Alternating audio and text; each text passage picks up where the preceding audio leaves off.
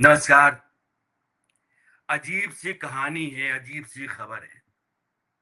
भारत के खिलाफ हथियार बंद गिरोह या गुट, जिसको हम उल्फा कहते हैं, United liberation front of Assam, I independent, Paresh Barua की अगुवाई में चलने वाला हथियार बंद उग्रवादी संगठन, वो चीख-चीख करके कह रहा है कि भारत की सेना ने म्यांमार के भीतर हमारे कैंपों के ऊपर लगातार बमबारी की, रात भर ड्रोन ने बम बरसाए, तबाह कर दिया कैंप, हमारे उग्रवादी मार दिए, हमारे कई कमांडर्स मारे गए। नयन मेधी जैसा कमांडर, प्रदीप असोम जैसा कमांडर मार दिया गया है और यह सब कुछ भारतीय सेना के ऑपरेशन के कारण हुआ है।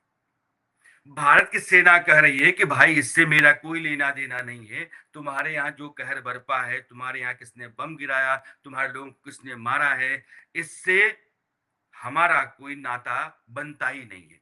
हमारा कोई मिशन, हमारा कोई ऑपरेशन म्यांमार के भीतर हुआ ही नहीं है। ये ठीक है कि हम तुम्हारे कैंप को जानते हैं। ये ठीक है कि तुम हिंदुस्तान के खिलाफ बहुत लंबे समय से संघर्षरत हो। ये ठीक है कि तुमने हमारे भीतर कई हिंसक गतिविधियां की हैं। लेकिन यह जो मामला है, इस बार मारने का, वो इल्ज़ाम हमारे ऊपर मत डालो, ये हमारा काम नहीं है। और उल्फा आई बाकायदा प्रेस कॉन्फ्रेंस करके गिना रहा है कि उसके किन-किन कैंप्स के ऊपर हमले हुए हैं, कितने लोग मारे गए हैं, उग्रवादियों की संख्या 19, उसके कमांडर्स 2 उसमें से शामिल हैं और उसमें एक और एनएससीएन गुट है, national socialist council of Nagaland. ये भी उग्रवादी संगठन है और म्यांमार में सक्रिय है, इसके बहुत सारे कैंप्स हैं। तो भारत विरोधी जितने भी हथियारबंद गुट हैं, वो भारत की सीमा से बाहर म्यांमार में जाकर के रहते हैं। ये आपस में कैंपों में एक दूसरे के आते जाते रहते हैं, खाते पीते रहते हैं और हंसी ठहाका करते रहते हैं। ट्रेनिंग भी इनकी यही होती है। गोला बारूद बम सब कुछ इनका इन्हीं घने जंगलों में जिनके कैंप्स हैं आता रहता है और ये उस इलाके में बहुत अपने आप को सुरक्षित मानते हैं।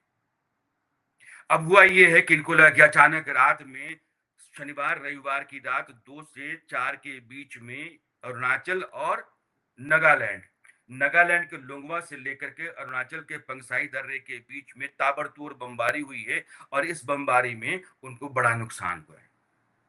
अब हो जाए, असम के मुख्यमंत्री हेमंत बिस्वा शर्मा वो कह रहे हैं कि हमारी पुलिस ने और हमारी सेना ने कुछ नहीं किया होगा। असम का कोई लेना देना नहीं है।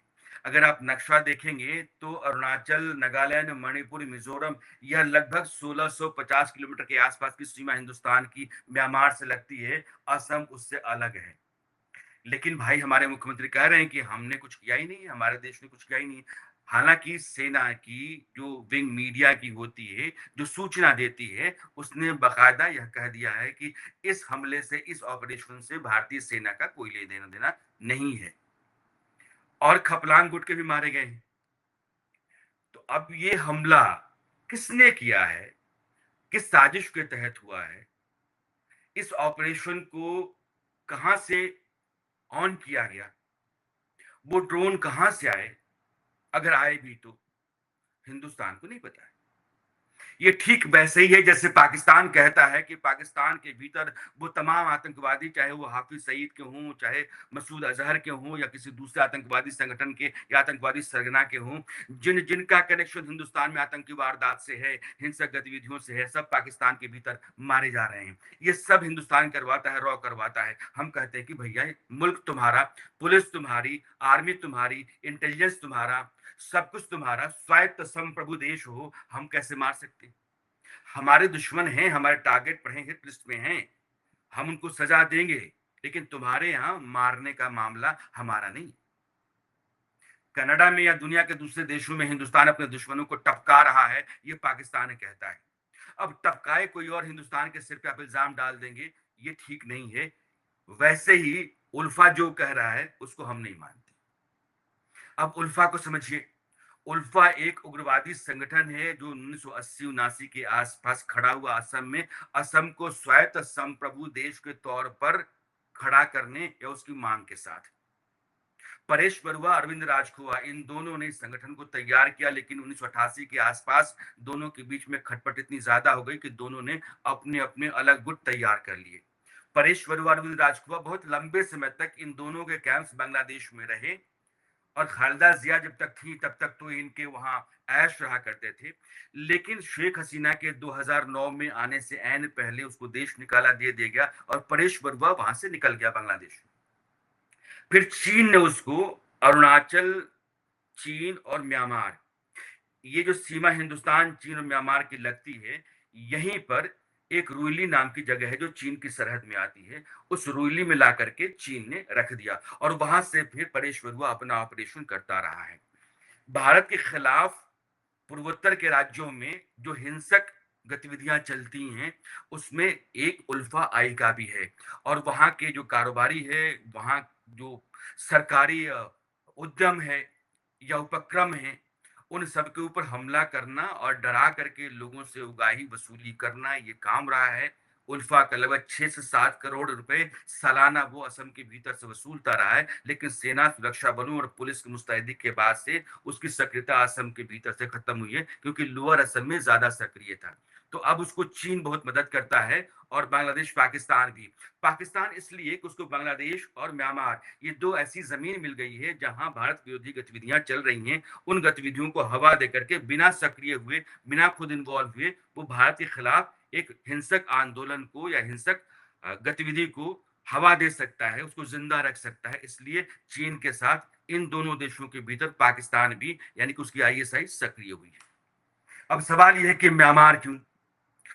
आप देखेंगे तो म्यांमार के भीतर, म्यांमार में पिछले 4 साल से सैनिक शासन है, यानी कि वहां का जनरल है, वही चीफ है और वही सरकार चलाता है। लेकिन म्यांमार का बहुत बड़ा इलाका सरकार के तहत नहीं है, बल्कि उन विद्रोही गुटों के अधीन है, जो विद्रोही गुट वहां की सैन्य शासन के खिलाफ आंदोलन है या वहां संघर्षरत हैं।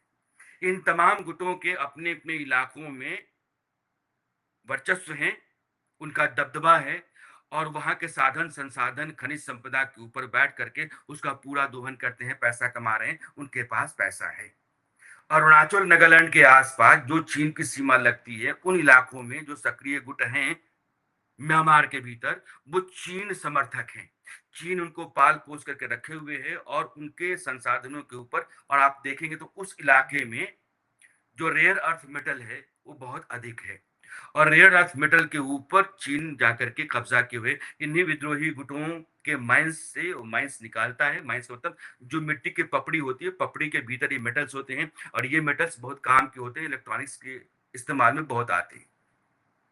तो इस इलाके में भारत विरोधी गुटों के आराम से रहने और वहां तक उनके खाने पीने, गोला बारूद, बाकी सारी जरूरतों का सामान भेजना चीन के लिए बहुत आसान है। और इन इलाकों में जो म्यांमार की सेना है, उसका आधिपत्य या अधिकार नहीं है, उसके नियंत्रण से बाहर है। अब भारत अगर ऑपरेशन कर भी दे तो क्या बोलेगा कि हमने सेना के तहत वाले इलाके में, कि म्यांमार के इलाके में किया है, या हमने उस गुट के इलाके में किया है जो चीन समर्थक है। इसलिए वहां कुछ भी कहना भारत के लिए अभी ठीक नहीं है। और क्या पता है कि हिंदुस्तान की सेना ने यह हमला किया भी कि नहीं किया है, और सेना ने कहा है कि हमने नहीं किया है। तो जाहिर है कि इस इलाके में आपको याद होगा कि 2015 में भारत ने एक मेजर ऑपरेशन किया था जिसको हॉट परसूट कहते हैं। अरुणाचल, नागालैंड, मिजोरम, इस, माफ कीजिएगा, अरुणाचल, नागालैंड, मणिपुर, इस पूरे बेल्ट में सक्रिय जो हथियारबंद गुट हैं, जो म्यांमार में, बांग्लादेश में या चीन के समर्थन से कुछ दूसरे इलाकों में रहते हैं, उन्होंने सेना के कई काफिलों पर हमला किया था। हमारे बहुत सारे जवान मारे गए थे। उसके बाद इंडियन आर्मी ने 70 कमांडोज के जरिए म्यांमार में घुस करके एक मेजर ऑपरेशन किया था और एनएससी खपलांग गुट जो है, उसके तमाम कैंप तबाह किए थे और उग्रवादियों को मारा था। एक बड़ा मेजर ऑपरेशन था। उसके बाद अगले साल 2016 के सितंबर में पाकिस्तान के भीतर हिंदुस्तान ने सर्जिकल स्ट्राइक की थी उरी हमले के बाद। उस हमले को हमने स्वीकार किया था कि हमने मारा है, लेकिन जब हमने नहीं मारा है तो सेना ने कहा है कि हमने नहीं मारा है। ये उल्फा, एनएससीएन खपलांग गुट और इस तरह के तमाम गुट जो कुछ भूटान में भी हैं, चीन का जो तिब्बत का इलाका रहता है उसमें भी सक्रिय रहते हैं। अब नेपाल के भीतर भी, जब से वहां कम्युनिस्ट सरकार आई है, नेपाल के भीतर भी चीन से लगने वाला इलाका है, वहां भी उनके कैंप्स बनाए जा रहे हैं। बांग्लादेश और म्यांमार तो पहले से हैं ही। तो नॉर्थ ईस्ट के जितने भी उग्रवादी संगठन हैं, उनके तमाम कैंप्स उन्हीं इलाकों में हैं, जहां चीन की छत्र छाया है। और चीन की छत्र छाया में पलने-बढ़ने वाले गुटों के ऊपर हिंदुस्तान की खुफिया एजेंसीज़, हिंदुस्तान की सेना, पैरामिलिट्री फोर्स तीनों की नज़र रहती है। और अब हिंदुस्तान एक प्रोएक्टिव अप्रोच के तहत चलता है। यानी कि आप हमारे यहाँ आकर के आतंकवादी वारदात करें, उससे पहले हम आपको आपके कैंप के भीतर आकर के तबाह कर देंगे। हम आपको ज़िंदा छोड़ेंगे ही नहीं, जैसा हमने पहलगाम अटैक के बाद किया। पहलगाम के बाद आप ये कहें कि किराना हिल्स के ऊपर हमला कर दिया हमने। पाकिस्तान की न्यूक्लियर फैसिलिटी के ऊपर हमने हमला कर दिया। हमारी सेना कहती है कि हम किराना हिल्स के बारे में कुछ जानते ही नहीं। किराना हिल्स के बारे में जानकारी तो मीडिया से मिली है। किराना हिल्स में न्यूक्लियर फैसिलिटीज पाकिस्तान की हैं, इस बात की जानकारी तो हमें आपसे पता चल रही है। हमने कुछ नहीं किया है। तो किराना हिल्स में हमने बमबारी नहीं की है। पाकिस्तान के भीतर आतंकवादियों को हमने नहीं मारा है। कनाडा और दुनिया के तमाम देशों में भारत के खिलाफ जो लोग सक्रिय हैं, वैसी ताकतों को ढेर हमने नहीं किया है। हमने असम और हमारे नॉर्थ ईस्ट के बाकी इलाकों में सक्रिय हथियारबंद गुटों की जो पनाहगाह है या उनके जो कैंप्स हैं म्यांमार, बांग्लादेश में, वहां अगर वो मारे जाते हैं तो उससे कोई लेना देना नहीं है हमारा। हम अपनी सुरक्षा, अपने लोगों की बेहतरी के लिए अपनी सेना, सुरक्षा बलों और पुलिस के ऊपर निर्भर हैं। और ये ताकतें हमारी जो हैं, वो बहुत सक्षम हैं देश को सुरक्षित रखने के लिए। हम एक स्वायत्त संप्रभु स्वतंत्र देश हैं, बल्कि संप्रभु स्वतंत्र देश हैं। और हम दूसरे देशों की संप्रभुता का सम्मान करते हैं। हमारे ऊपर अगर कोई खतरा है तो उस खतरा से निपटने के लिए जो भी संभव हो सकता है, जो वाजिब और ज़रूरी रास्ता हमको लगता है, वो रास्ता हम अपनाते हैं। फिलहाल अगर रात भर बमबारी हुई है, 100 से ज़्यादा ड्रोन ने बम गिराए हैं, कई कैंप तबाह हो गए हैं और बहुत सारे उग्रवादी उल्फा आई के परेश बरुआ वाले मारे गए हैं, तो उसमें हमारा कोई हाथ नहीं है। भारतीय सेना ने भी साफ-साफ कह दिया है। अब परेश बरुआ जो चीन के यूनान प्रोविंस में जाकर के रहता है, उसको भी एक बार सोचना होगा कि वो जहाँ रह रहा है, वो सुरक्षित है भी या नहीं। फिलहाल इतना ही। हमारी आपकी मुलाकात अगले वीडियो में फिर से होती है। नमस्कार।